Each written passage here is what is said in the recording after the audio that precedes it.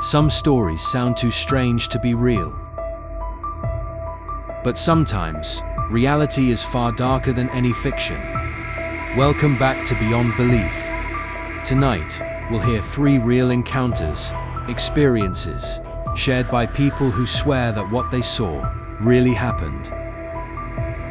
So, dim the lights, put on your headphones, and remember, some truths are best left untold. My family and I are probably the biggest skeptics in the world, which is why I can't explain what happened that day.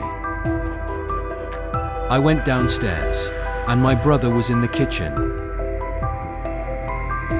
I grabbed some water and asked him if he believed in ghosts.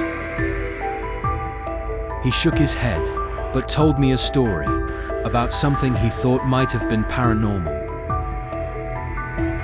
Then I looked at him and asked, "Did you ever try to scare me when I came home from school?" I planned to ask that question as a way to start my own story. Once he said no, I actually felt calmer, like maybe I'd imagined it all. But then he said, "All I did was shoot a Nerf gun bullet at you while you were on the computer." I wish he hadn't said that, because that wasn't what happened to me in 7th grade. I do remember him shooting a Nerf gun once, but what I experienced felt much, much worse. It happened early in the school year. I came home that day and went to my bedroom, sat on my bed, and put in my earbuds to watch YouTube videos. My mom had called earlier to tell me that my brother would be leaving soon for a friend's house, and both my parents worked late, meaning I'd be home alone. I was a quiet kid when no one was around. I always had this weird fear that if I made too much noise, someone hiding in the house would find me. Who knew that fear could actually come true? I paused my video and headed to the bathroom. My house had a weird layout. I'll try to explain. If you were in the bathroom facing the door, stepping out and turning left led to my brother's room at the end of a short hallway. Turning right would take you toward the stairway, which had a small landing, halfway down before reaching the main entrance. We also had a home alarm system. It would announce out loud which door or window was opened. I was about to flush the toilet when I heard a loud thud from my brother's room. I figured he was still home and getting ready to leave. I flushed, washed my hands, and then silence. The house felt still. Something in my gut told me to lock the bathroom door. My stomach started to twist with fear.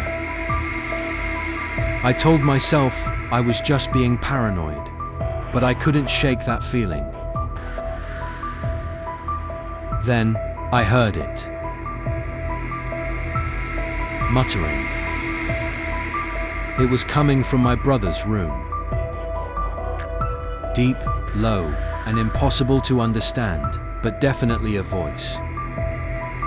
It wasn't my brother's, and it couldn't have been my dad. The voice had a sharp hiss on certain letters, like an S or a T. Then came slow, heavy footsteps. Thud, thud. They came closer. From my brother's room, down the hallway, right up to the bathroom door. And then, silence.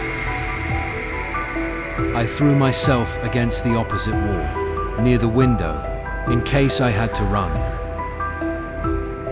My hands covered my mouth to keep from breathing too loud. After a moment, the steps moved again, heading toward the stairs. Then a loud crash echoed from the landing, then another at the bottom. I heard the front door open and close. The alarm spoke, front door. Whoever, or whatever, had been there was now outside. I stood frozen, my hand still on the doorknob. I wanted to believe it was over, but 10 seconds later, something started slamming at the small laundry chute door, near the floor. Over and over, bang, bang, bang, as if someone was jabbing at it with a stick or broom handle from below. The metal door shook violently. And then, silence again. I waited what felt like forever, before creeping back to my room. I tried calling my parents, but no one picked up. That night, I barricaded my door with a chair until they came home. They didn't believe me. Later, when I told my brother, his face went pale. He said he'd heard strange noises from the attic above his room before, something that sometimes opened on its own. We never figured out what that was. And to this day, neither of us talk about it. My name's Alyssa. I was 16 years old at the time, living with my mum in a tiny rundown apartment in the Bronx, New York. Living there was always stressful. Sketchy people outside, the sound of sirens every night, and neighbors you didn't want to know. Our apartment was the second to last one, at the end of a long hallway on the 7th floor. The guy in the last apartment was unsettling. He was probably in his 60s, bald on top, with grey hair on the sides. And he was always sitting outside his door, just staring. Every time I came home, he'd look straight at me, expressionless. My mum warned me to stay away from him.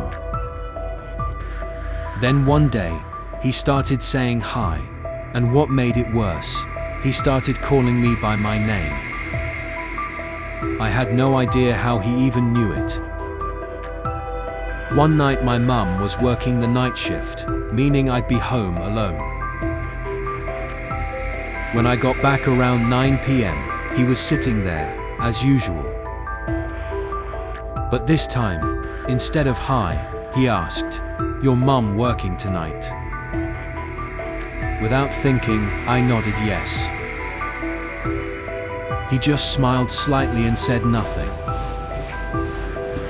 I went inside, locked the door, and tried to shake off the feeling. I made a snack, did some laundry, and got in the shower. Then I heard it, a low grumbling sound. Not from the pipes, not from the walls. Something else. I got out of the shower, listening. The sound came again, from my bedroom. I threw on some clothes and went to check. The room was empty. But then I noticed a small, round hole in the wall, just big enough to look through. I got closer, knelt down, and looked inside. What I saw made me fall backwards. There was an eye. Someone was staring back at me. That wall separated our apartment from the creepy neighbors. Panicking, I ran back to the bathroom, and there it was again, another identical hole behind the shower wall. He had drilled through our walls to spy on me. I called my mum immediately. While I was on the phone with her, there was loud banging on our door. It was him. He yelled, "Open the door." I didn't drill those holes. My mom told me to call the cops right away. Thankfully, the Bronx police arrived in under 5 minutes. My mom got home soon after. The man was arrested for stalking, an invasion of privacy, and the building evicted him. The holes were patched up at his expense. But even years later, I still feel like there might be another one. Somewhere I haven't found yet. I'll never forget the time my friend Hal and I went camping. Hal was an Eagle Scout, a real nature guy. His girlfriend Maya joined us, and I got invited last minute. Hal hated campsites because he thought they were too safe, too fake. So he drove us down some deserted dirt road deep in the woods, miles from anyone. When we finally stopped, it didn't even look like a camping spot. Just trees and silence. We set up 2 tents. Hal went to gather firewood, while Maya helped me unpack. Night fell faster than expected, but soon the fire was going strong. We sat around it, drinking and laughing, sharing stories from old times, mostly Hal's, before he met Maya. Eventually she went to her tent, probably tired of our chatter. Hal and I stayed by the fire a bit longer, until he suddenly held up a hand. Do you hear that? Footsteps. Faint, but moving in circles just outside the light. He said it was probably a deer. I asked, what if it's a bear? He didn't answer. The sound grew louder, slower, heavier. Then came a strange clicking sound, followed by a low growl. It wasn't a bear, and it wasn't human. Hal whispered, "Get in your tent." I did. My heart was racing. The firelight cast shadows through the tent fabric, and then I saw it. A huge, hunched figure on 2 legs, walking slowly past my tent. Then it turned and went toward Hal and Maya's. I covered my mouth as Maya screamed, pure terror. Hal yelled, "Run." We all bolted. No flashlight, no sense of direction, just running. Something massive chased us, its footsteps, shaking the ground behind me. Somehow, Hal found the car. We jumped in, slammed the doors, and he floored it down the dirt road. Then, a dead end. He had to reverse, over and over, trying to turn the truck around. I begged him to turn off the headlights, but he said he couldn't, or he'd hit a tree. Finally, he managed to spin us around, and we tore out of those woods, leaving everything behind. We never went back for our gear. Whatever that thing was, it wasn't an animal. It walked like a man, but it wasn't one. To this day, none of us have any idea what we saw. And honestly, I don't think I want to know. And that concludes tonight's 3 true horror stories. Each one a chilling reminder that sometimes, the scariest moments aren't from nightmares, but from real life. If you enjoyed these stories, make sure to subscribe to this channel.